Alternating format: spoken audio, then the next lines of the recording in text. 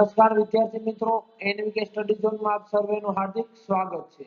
આપણે એનએમએસ પરીક્ષાની જે તૈયારી કરી રહ્યા છીએ જેમાં વિભાગ 2 માં વિજ્ઞાનના 30 પ્રશ્નો પૂછાય છે, જેમાં ચેપ્ટર નંબર 7 ધોરણ 11 નું ચેપ્ટર 7 જંગલ આપણી જીવાદોરી એના અમુક જેટલા પણ મોસ્ટ આઈએમપી પ્રશ્નો અથવા એમસીક્યુ સ્વરૂપે પૂછાઈ શકે છે એવા તમામ પ્રશ્નો અહીં આપણે જોવાના છે।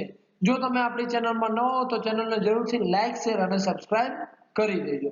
ચાલો મિત્રો પ્રશ્નની શરૂઆત કરીએ।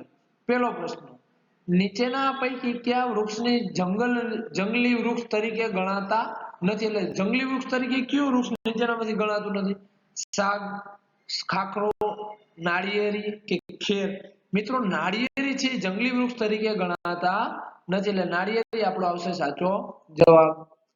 બીજો પ્રશ્ન, જે સૂક્ષ્મ જીવો મૃત વનસ્પતિ અને પ્રાણીઓને સેન્દ્રિય પદાર્થોમાં ફેરવે છે, એટલે નાના કટિંગ કરીને હાવ સેન્દ્રિય પદાર્થમાં ફેરવી નાખે છે, તેને શું કહેવામાં આવે છે? તો મિત્રો આપ સૌને ખબર છે તેને જ કહેવામાં આવે વિઘટકો।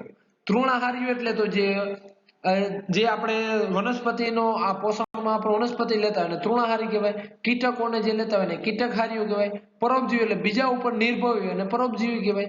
તો વિઘટકો છે એને જ કહેવામાં આવે છે કે જે પ્રાણીઓને સેન્દ્રિય પદાર્થમાં ફેરવતા હોય છે।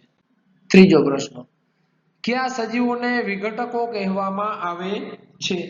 તો મિત્રો ફૂગ અને કેટલાક બેક્ટેરિયા। મિત્રો બેક્ટેરિયા અને ફૂગ દ્વારા જ આપણે વિઘટકો એટલે કે પ્રાણીઓને સેન્દ્રિય ખાતરમાં ફેરવવાનું કાર્ય કરે છે। સ્પાયરોગાયરા, લીલ, પ્રજીવ, અમીબા આ એકને વિઘટકો કહેવામાં આવતા નથી। નીચેના પૈકી કઈ વન્ય પેદાશ છે એટલે વનમાંથી એટલે કે જંગલમાંથી મળતી હોય એવી પેદાશ કઈ? રેશમ? ના મિત્રો, રેશમ છે એ વનમાંથી ના મળે। પ્લાસ્ટિક એ તો કંપનીમાં બને, ડીઝલ એ ના વનમાંથી મળતું નથી। કાથો મિત્રો આપણે જંગલમાંથી મળે છે, કાથો જે ખેરનું વૃક્ષ હોય તેમાંથી, બરોબર।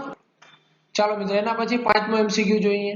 નીચેના પૈકી કઈ જંગલી પેદાશ નથી? એટલે જંગલમાંથી ના મળતી હોય એવી પેદાશ કઈ નથી નીચેમાંથી? નથી મિત્રો ખાસ ધ્યાન રાખજો, તો એમાં ગુંદરે પણ મળે, પ્લાયવુડ પણ મળે, મીણ પણ મળે, પણ કેરોસીન જંગલમાંથી મળતું નથી, તો જમીન અંદરથી મળતું હોય, તેથી આપણો જવાબ આવશે ડી કેરોસીન।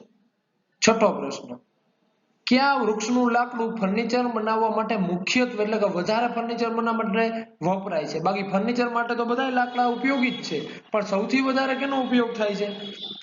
ખાખરાનો? ના મિત્રો, ખેરનો પણ નહીં।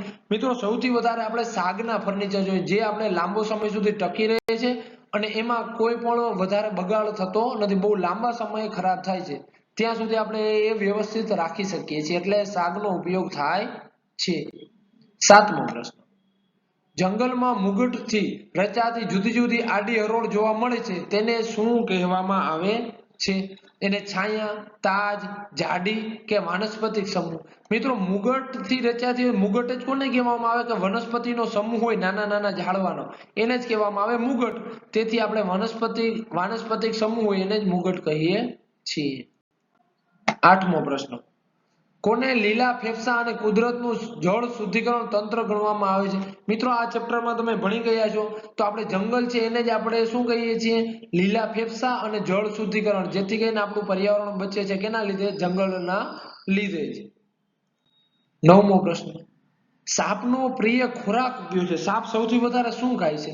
આપણે સૌને ખબર છે સાપ છે દેડકાને ખાય છે, તો એનો સૌથી પ્રિય ખોરાક છે દેડકો।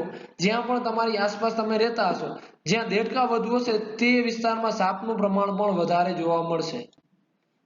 દસમો પ્રશ્ન, નાના છોડવાઓ જંગલના વાનસ્પતિક સમૂહનું કયું સ્તર બનાવે છે? નાના નાના છોડવા હોય વનસ્પતિનું કયું છે? સૌથી ઉપલું, બીજું, મધ્યમ કે સૌથી નીચલું? મિત્રો આપ સૌને ખબર પડી જાય કે નાના છોડવા હોય તો કયું સ્તર બને? નાનું, એટલે કે સૌથી નીચેનું સ્તર નાના છોડવા બનાવે, સૌથી મોટું હોય તો એ સૌથી ઉપરનું સ્તર બને છે। 11મો પ્રશ્ન, સડેલા પાંદડા અને પ્રાણીઓના મળ જંગલને શાનાથી ભરપૂર બનાવે છે? મિત્રો સડેલા પાંદડા હોય, પ્રાણીઓના મળ હોય છે, આ ખાતર જેવું કંઈક બનાવતું હોય છે, તો એને જ કહેવામાં આવે સેન્દ્રિય દ્રવ્ય। વિજ્ઞાનની ભાષામાં એને કહેવાય સેન્દ્રિય દ્રવ્ય, જે બીજા વનસ્પતિને ઉગવામાં ખૂબ જ ફળદ્રુપતા પ્રદાન કરે છે આપણી જમીનને। આપણો જવાબ આવશે એ સેન્દ્રિય દ્રવ્ય। 12મો પ્રશ્ન, ભારતમાં કુલ ભૂમિ ક્ષેત્રનો કેટલા ટકા વિસ્તાર જંગલો રોકે છે? મિત્રો ખાસ યાદ રાખજો રોકે છે એમ કીધું છે, જો રોક કેટલો ફરજિયાત છે એટલો તો 33% આવે, પણ અત્યારે હાલમાં એનું પ્રમાણ કેટલા ટકા છે મિત્રો? 21% અત્યારે આપણા ભારત દેશમાં જંગલોનો વિસ્તાર રહેલો છે. 13મો પ્રશ્ન, કયું સજીવ મૃત પ્રાણીઓને ખાય છે? એટલે મરી ગયેલા પ્રાણી હોય એને કોણ ખાઈ જાય છે? એટલે તો અથવા તો એવું કયું સજીવ છે? બગલો છે? ના મિત્રો, બગલો કે મૃત પ્રાણીને ખાય નહીં. ગીધ, હા મિત્રો, ગીધ છે મરેલા પ્રાણીઓને શું થાય? ખાઈ જાય છે. અત્યારે ખૂબ જ આપણા દેશમાં ખૂબ જ ઓછા ગીધ રહેલા છે અને અત્યારે એના માટે ખાસ એવા નિયમ પણ બનાવવામાં આવેલા છે.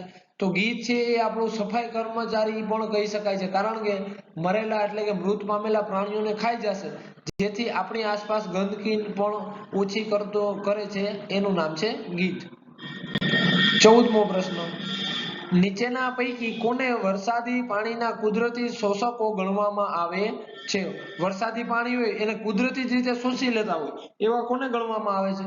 તો મિત્રો આપણે ખબર જ છે કે જંગલ છે શું કરે? બધા જ પાણીને શોષી લે છે અથવા તો ધોવાણ થતું અટકાવે છે. જંગલના અનેક ફાયદા છે, તો સૌથી વધારે જો કોઈ હોય ફાયદા તો એ છે જંગલના. તો આમાં જવાબ આવશે જંગલ. હવે આના પછી જોઈએ આપણે 15મો પ્રશ્ન અને આ ચેપ્ટરનો છેલ્લો પ્રશ્ન. ફૂગ અને બિલાડીનો ટોપ શાના પર નભે છે? એટલે કે એની પોષણ કેમાંથી મેળવે છે, કેવી રીતે જીવી શકે છે? તો મિત્રો એમાં આપણે લીલી વનસ્પતિ પર, મૃત વનસ્પતિ પર, સૂક્ષ્મજીવો પર કે વિઘટકો પર, એટલે કે એનું પોષણ કેમાંથી મેળવે છે?